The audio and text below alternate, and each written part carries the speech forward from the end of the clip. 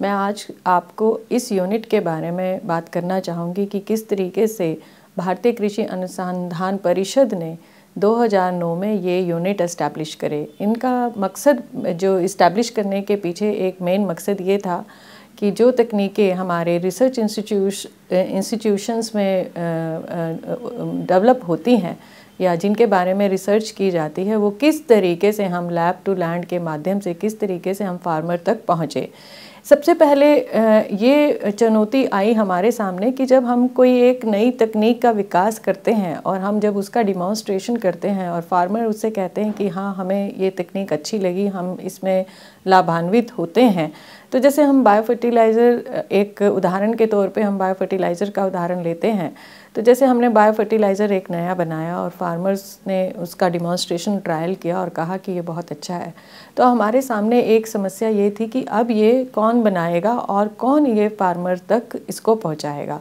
तो इस समस्या का, इस गैप को फिल करने के लिए ये ZTM एंड PPT यूनिट 2009 में एस्टैब्लिश किए गए कि हम लोग PPP मॉडल में, पब्लिक प्राइवेट पार्टनरशिप में, इंडस्ट्रीज़ को साथ में लेकर के ये सारी तकनीक जो कि हमारे संस्थानों में बनाई जाती हैं, जिनके ऊपर रिसर्च की जाती है या विकसित की जाती हैं, उनको इंडस्ट्री के माध्यम से फार्मर तक पहुंचाएं। तो हम यहाँ ZTM BPT यूनिट में एक IP मैनेजमेंट का काम करते हैं, जो कि रिसर्च जो हमारे रिसर्च इंस्टीट्यूशंस में बनती हैं उनका किस तरीके से उनकी बौद्धिक संपदा का संरक्षण किया जाए, ताकि अगर कोई उस पे बिज़नेस, उस तकनीक को लेकर के अपना बिज़नेस बनाए, उसको कंपटीशन से या कॉपिंग करने से उसको बचाया जा सके और हमारी तकनीक की वैल्यू बढ़े। तो दूसरा ये वाली जो फैसिलिटी है IP मैनेजमेंट की, ये सिर्फ ना केवल हम रिसर्च इंस्टीट्यूशंस के साइंटिस्ट को मुहैया कराते हैं बल्कि स्टार्टअप्स को भी देते हैं। उसके लिए हमने IP स्पेक्ट्रा नाम से ये अपनी एक अपनी परियोजना चलाई है, जिसके तहत स्टार्टअप भी IP से रिलेटेड जानकारी और उसका लाभ ले सकते हैं। दूसरा हमारा काम है टेक्नोलॉजी कमर्शलाइजेशन का। इसके तहत हम अपनी टेक्नोलॉजीज़ की लाइसेंसिंग इंडस्ट्रीज़ को करते हैं। इसमें इंडस्ट्री कोई भी हो सकती है, जो चाहे स्टार्टअप हो, चाहे बहुराष्ट्रीय कंपनी हो या हमारी SMEs हो।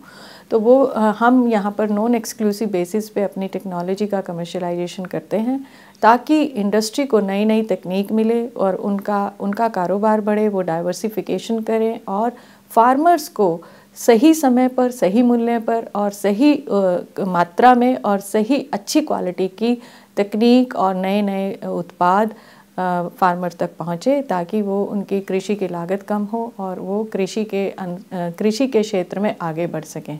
तो इस तरीके का प्रयास ये किया गया है और 2009 में इस तरीके के 5 इंस्टीट्यूट एस्टैब्लिश किए गए थे विश्व बैंक परियोजना के तहत, और अब इसको NAIF नई परियोजना 2016 में इसको 10 यूनिट कर दिया गया है। तो अभी तक हमने IRI से तकरीबन 250 के करीब टेक्नोलॉजीज़ को 500 से ज़्यादा इंडस्ट्री को दी हैं और ये उत्पाद काफ़ी मात्रा में फार्मर्स तक पहुँचे हैं। एक हमारी वीट वैरायटी है HD 3086, जिसको हमने 206 कंपनीज़ को लाइसेंस किया था और वो 3 साल के अंदर ही 4 मिलियन हेक्टेयर से ज़्यादा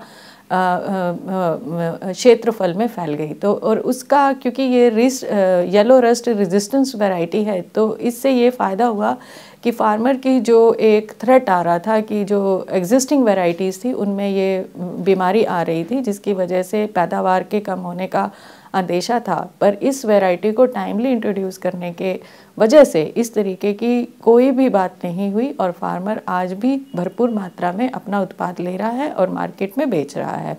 तो इससे एक एडिशनल उसकी इनकम कम होती, तो उसके खतरे को हम लोगों ने इसके timely introduction of this technology वो नहीं हो पाया। सो इस तरीके से एक दूसरी हमारी टेक्नोलॉजीज़ हैं soil testing and fertilizer recommendation meter, वो भी हमने 14 कंपनियों को उसका लाइसेंस दिया है, जिसमें से 3 स्टार्टअप हैं और ये मीटर भी बाज़ार में उपलब्ध है। और जिससे कि इसकी सबसे बड़ी खासियत ये है कि ये छोटा सा मीटर है, जिसको कोई भी 10वीं पास या 12वीं पास लड़का अपना एक व्यवसाय बना सकता है। इसको लेकर के ये सुविधा, सॉइल टेस्टिंग की सुविधा आसपास के क्षेत्र में दे सकता है। इसमें सबसे खास बात ये है कि सॉइल टेस्टिंग के बाद जो निकल कर के आता है उसको वैल्यू प्रदान करना। मतलब ये कि जैसे आपने अगर अपने खेत की मिट्टी का परीक्षण कराया तो उस खेत की मिट्टी, उस खेत में आप क्या उपजाना चाहते हैं और उससे कितनी पैदावार लेना चाहते हैं, इस तरीके की फैसिलिटी इस मीटर में है। आप वो सिलेक्ट करिए, आप अपनी क्रॉप सेलेक्ट करिए, उसकी पैदावार सिलेक्ट करिए, तो वो आपको ये बता देगा कि इसमें कितना फर्टिलाइज़र डालना है। तो इसका मतलब ये हुआ कि जो आपकी सॉइल टेस्टिंग की वैल्यूज़ हैं उसको वैल्यू प्रदान करता है। इसी तरीके की काफ़ी टेक्नोलॉजीज़ हैं जो पूसा संस्थान द्वारा विकसित की गई और वो PPP मोड में इंडस्ट्री के माध्यम से हम लोगों ने फार्मर तक पहुंचाया। देखिए ग्रीन टीवी YouTube पर भी, सब्सक्राइब करें और बेल आइकन दबाएं।